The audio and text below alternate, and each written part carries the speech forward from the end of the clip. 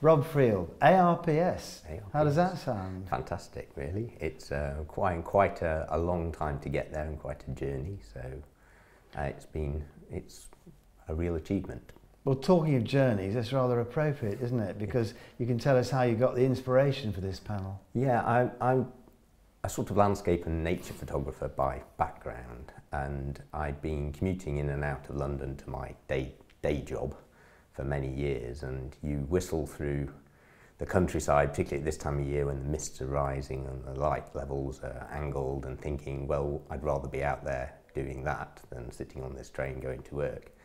And from that, I started, well, I'll take some little sketches and ideas on my phone through the train window, and that started to become a daily post, and I sort of learned to take the pictures, found some apps that allowed me to make it look more ICM and longer shutter speed, because I've always been quite influenced by that kind of work from the likes of William Neal and Valder Bailey and Doug Chinnery and others to make that sort of more abstract work. So I started looking for that, and I found apps that allow me to do the processing on the phone.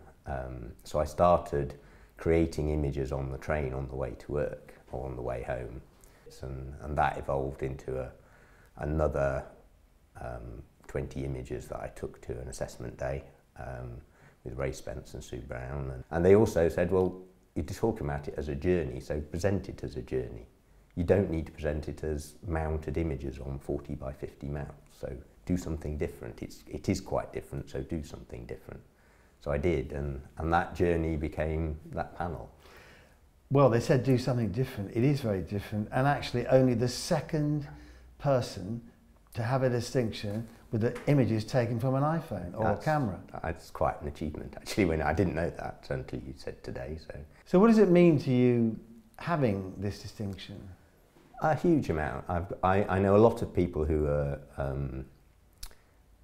RPS members and distinguished RPS members. You know, the RPS panels are bodies of work. They're not just single images. It's no good having 10 or 15 single images. You've got to create a body of work, and I think that takes more than just producing a few nice pictures. It's a bigger commitment. It requires that you show vision and passion.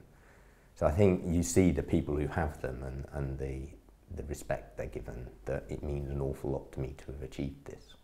So if anyone else is planning to do what you have done, go for an A panel, what would your advice be? Go for it, but pick something that you are passionate about doing.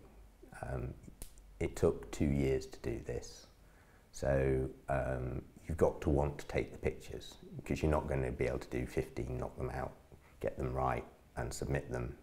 That happens very rarely. I think it takes a lot of time to find 15 images. I mean, there must be 300, 400 images on Instagram that were edited down and selected, and to tell the right story, to give the right shapes and frames, to have the right colours, to have the right impact, and doing that takes time and effort. So it's a great thing to do, it's a great journey to go on, and I think it elevates you as a photographer, so do it, but do something you're passionate about and can keep going at.